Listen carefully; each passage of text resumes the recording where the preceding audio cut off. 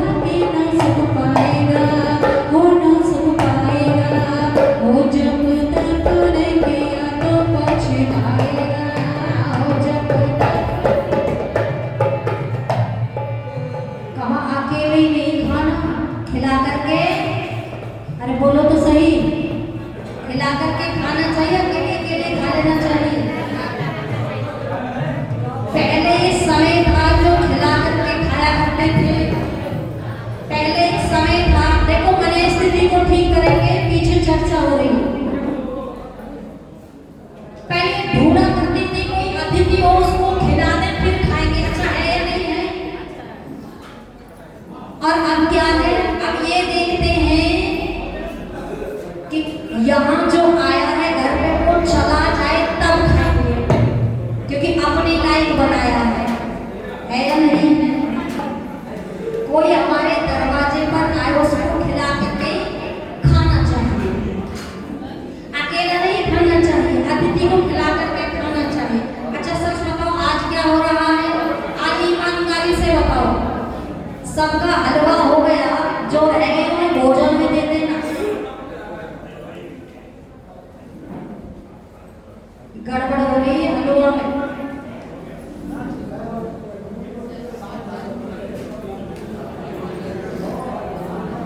अब ध्यान से सुनो, ध्यान से सुनो। मैंने कहा खिला करके खाना है, आप देखिए मान लो ईमानदारी से उत्तर देना। मान लो आप कार्य करके घर के कार्य से निवृत्त होकर के आप अपने बिस्तर पर जाते हो, ठीक है, और कोई आपके दरवाजे पर आ जाए। मान लो रात्रि को आप बिस्तर पे गए और दरवाजा खटखटाया,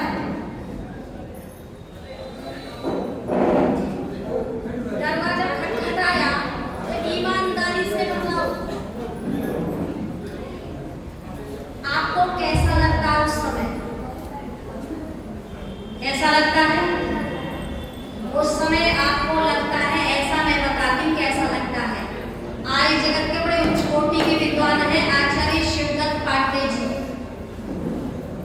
ये उनके जीवन की घटना, अलीगढ़ की घटना, उनसे कहा कि कभी हमारे इधर आओ। आचार्य जी से तुम्हारे घर पे आना यजमान ने कहा। आचार्य जी वहां चले जाते हैं और जाकर के जैसे ही दरवाजा खटखटाया, घर की मालकिन ने मालूम है दरवाजा कैसे खोला। घर की मालकिन दरवाजा खोलती है, इस समय कौन मरा? आचार्य जी ने कहा इस समय हम ही मरे। अगले दिन तक वो पहला नजर नहीं आई, पता नहीं आपके दरवाजे पर कौन कैसा व्यक्ति आ जाए, इसलिए कभी ऐसा कह करके दरवाजा मत खोलना। और आपको लगता है कि ये हार जाती है, थक जाती है, ये हारती नहीं है, थकती नहीं है। अच्छा सच बताओ, आप बिस्तर में हो, रात्रि का समय है, दरवाजे पर आवाज आई, आपने दरवाजा खोला और सामने निकले बच्चों के फूफा, तो कैसा दिमाग हो जाता है? देखो हंस रही है, समझ गए? किसी को अच्छा नहीं लगता फूफा, बोले दिमाग खराब कर दिया, सूचना दे करके भी नहीं चले आएंगे, पति को भी सुनाएगी। अब ईमानदारी से बताओ, अगली बार फिर दरवाजा खटखटाया, आपने दरवाजा खोला, अब निकला बच्चों का मामा, अब कैसा होगा? परेशान होगी? अरे बिल्कुल नहीं। कहते ना मन के हारे हार है, मन के जीते। ये शरीर से नहीं आरती, मन से आरती है। फूफा आए तो थक गई, गाली दे रही, और मामा आए तो खुश हो रही है। इसलिए यही सुनिए अंतिम में, माटी गुजरता जाए, लौट के फिर ना आए। माटी गुजरता जाए, लौट के फिर ना आए। उठे कर शाम सवेरे, तूने गीत प्रभु के लगाए। बेमन गाके नभ में सुन के न सुन पाएगा, वो न सुन पाएगा। वो जब दर्पण किया तो पछताएगा, वो जब दर्पण किया तो पछताएगा। दुनिया में आके प्रभु को बुला के न सुन पाएगा, वो न सुन पाएगा। वो जब दर्पण किया तो पछताएगा, वो जब दर्पण किया तो पछताएगा, वो जब दर्पण किया तो पछताएगा, वो जब दर्पण किया तो पछताएगा।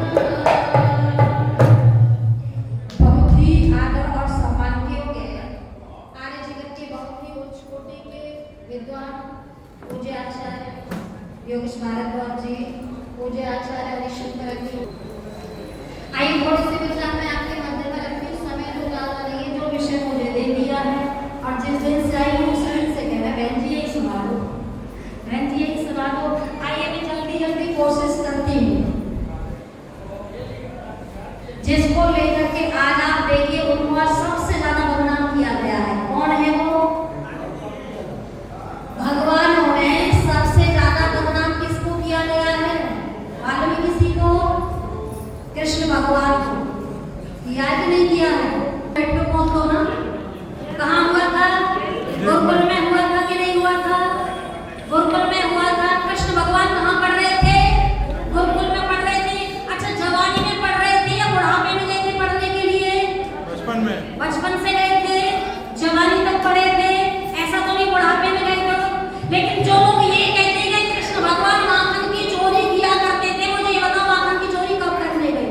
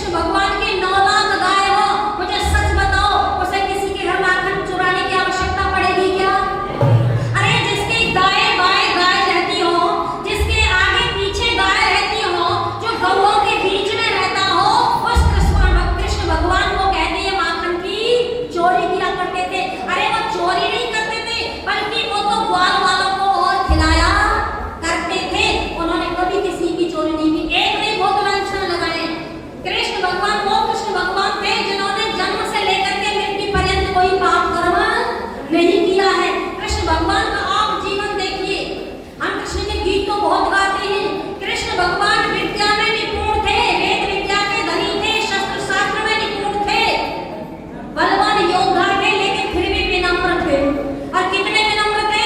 जब जब धृतराष्ट्र को मिलते चरण छू करके नमस्ते करते, भीष्म पितामह को मिलते चरण छू करके नमस्ते करते, कुंती को मिलते हैं नमस्ते करते, विदुर को मिलते नमस्ते करते हैं। और आप जितने कृष्ण के भक्त हो, आप अपने ऊपर दृष्टिपात करो। अगर घर में बच्चा है, कोई मेहमान आ जाए तो बाहर को खिसक जाते कि नहीं खिसक जाते? कहीं नमस्ते ना करनी पड़ जाए। ये वो कृष्ण भगवान थे जिनके ना तो गीत गाते हुए थकते हो और ना लांछन लगाते हुए थकते हो। कितने महान कृष्ण भगवान थे। राजसूय यज्ञ की तैयारियां सुन लेना, जो इसको तो पता ही नहीं जाता। भागवत के अंदर कोई कृष्ण भगवान की महानता नहीं बताई जाती, केवल वो माखन की चोरी, रास रचाना, राधा के साथ रंगरलिया बनाना, बोलो यही दिखाया जाता है कि नहीं दिखाया जाता? यही दिखाया जाता है। लेकिन सच मायने में जो महाभारत का कृष्ण है उसको नहीं परोसा जाता है वहां कि कृष्ण भगवान कैसे थे, ये नहीं बताया जाता है। कृष्ण भगवान वो योद्धा थे, पूरे विश्व के अंदर उस समय कृष्ण जैसा कोई भी नहीं था। हर क्षेत्र में आगे थे। और ये मैं नहीं कह रही, ये भीष्म पितामह कह रहे हैं। जिस समय राजसूय यज्ञ की तैयारियां हैं, वहां सबको काम बांटे जा रहे थे। अच्छा, यहाँ भी काम बांटे गए कि नहीं बांटे गए हैं? आपको ये काम करना है, आपको वो काम करना है, बोलो बांटे जाते हैं नहीं बांटे जाते? आपके घर में कोई फंक्शन हो, काम बांटे जाते हैं, वहां भी काम बांटे गए थे। लेकिन कृष्ण भगवान को काम दिया नहीं गया था। कृष्ण भगवान स्वयं काम लेते हैं। और बाद में क्या कहते हैं? बोले एक काम मुझे दीजिए। भीष्म पितामह से कहते हैं आपका धन्यवाद होगा। और काम क्या मांगा था?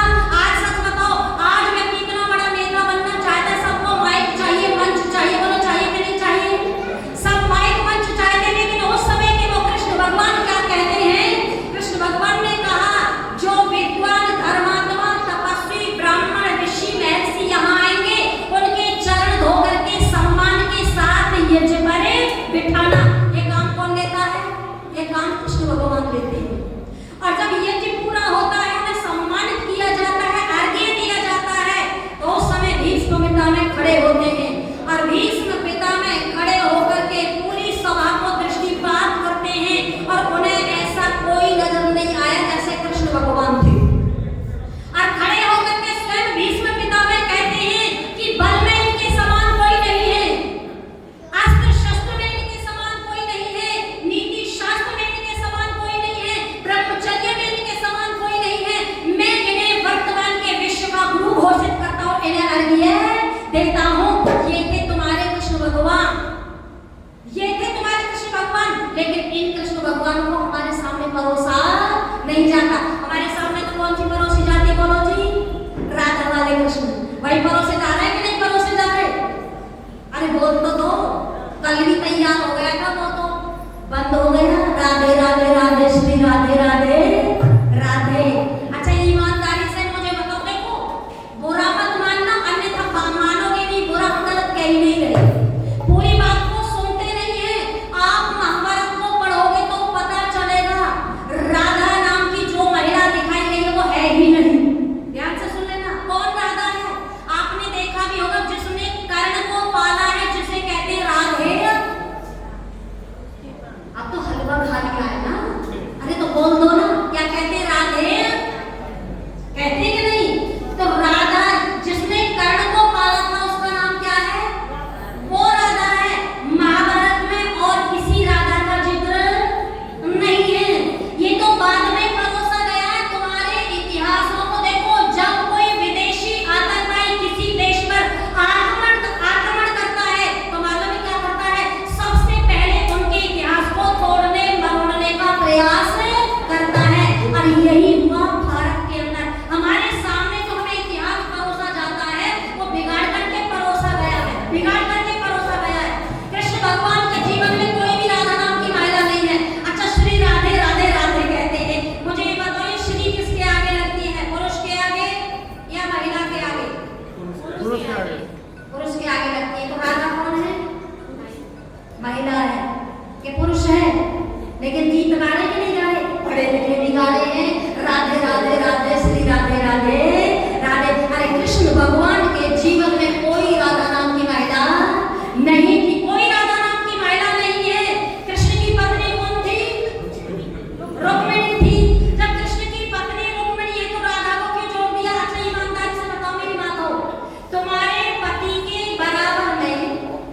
किसी दूसरी महिला का फोटो हो तो आपको कैसा लगेगा? अच्छा नहीं लगेगा? मेरे बिल्कुल अच्छा नहीं लगेगा। तो चली जाओ छोड़ करके, रुकने वाली नहीं हो।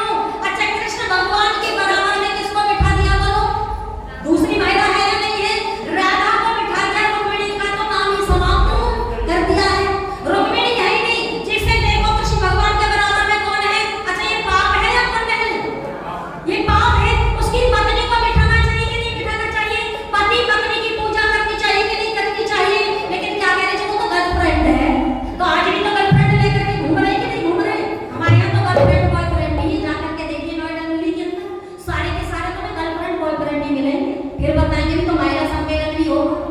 ईमानदारी से बताइए, अरे कृष्ण के जीवन में कोई राधा नहीं थी जो कहते हैं ना आप कितनी है? अरे केवल राधा नहीं है, कृष्ण भगवान के साथ में तो जोड़ दिया 16,108 इतनी महिलाओं को जोड़ दिया है। और आपने ये कथा भी सुनी होगी, सुनी नहीं है तो मैं सुना देती हूँ आपको। कहते हैं एक लकड़हारा था, जो कहते हैं ना 16,108 थी, वो सुन लेना। एक लकड़हारा लकड़ी काटने के लिए जाता है, तालाब के ऊपर ही पेड़ था, जब लकड़ी काट रहा था तो उसकी कुल्हाड़ी गिर जाती है पानी में।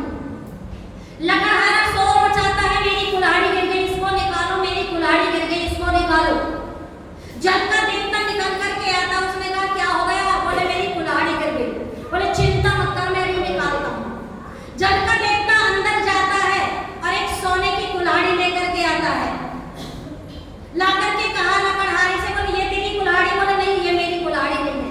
बोले ठीक है। जल का देवता दोबारा जाता है, दूसरी डुबकी लगाई, अब की बार चांदी की लेकर के आया। उसने कहा तेरी ये है? उसने कहा नहीं महाराज, ये मेरी नहीं है। जल का देवता तीसरी बार जाता है, डुबकी लगाता है, अब की बार उसी की लेकर के आया, लोहे की कुल्हाड़ी। ला करके कहा ये तेरी है? बोले हाँ महाराज, यही मेरी है। उसने कहा भाई बहुत ईमानदार है, बेशक लकड़हारा लेकिन ईमानदार बहुत है, धर्मात्मा बहुत है। उसने खुश होकर के जो लोहे की कुल्हाड़ी थी वो तो दे दी, लेकिन खुश होकर के वो सोने की और चांदी की अपनी तरफ से दे दी। लकड़हारा लेकर के चला गया। अगली बार जब आया तो पत्नी को साथ लेकर के आया। अब की बार कुल्हाड़ी नहीं गिरी, अब की बार जल में उसकी पत्नी गिरी। अब पत्नी गिरी तो वो रोने लगा, मेरी पत्नी गिरी, से कोई बचाओ, कोई निकालो। जल का देवता फिर आया, बोले आज क्या हुआ? बोले महाराज आज तो मेरी पत्नी गिर गई। जल का देवता कहता है तू चिंता मत कर। जल का देवता अंदर जाता है, डुबकी लगाता है, बहुत सुंदर अप्सरा खूबसूरत सी लेकर के आता है। जल के देवता ने कहा, बोले ये तेरी है? उसने कहा हाँ महाराज यही हाँ महाराज यही मेरी है। जब ये कहा ना हाँ महाराज यही मेरी है, जल का देवता कहने लगा बड़ा नालायक है रे, मैं तो तुझे बड़ा धर्मात्मा समझ रहा था, बड़ा ईमानदार समझ रहा था, और तू तो एक नंबर का नालायक निकला। एक स्त्री पर तूने नीयत दिखा दी। तो देखो लकड़हारा जो कह रहा है वो क्या कह रहा है। लकड़हारा कहता है सुनो महाराज, मैं कोई बेईमान नहीं हूँ। जितना ईमानदार मैं कल था उतना ईमानदार मैं आज हूँ। जितना धर्मात्मा मैं कल था उतना धर्मात्मा आज भी हूँ। इसमें कारण है। बोले कारण क्या है? महाराज कारण ये है, अरे जब मेरी कुल्हाड़ी गिरी, पहले आप सोने की लाए, फिर चांदी की लाए, फिर मेरे वाली लाए। मैंने सबको मना कर दिया, मैंने अपनी कोई अपना कहा, आपने खुश होकर दोनों भी दे दी।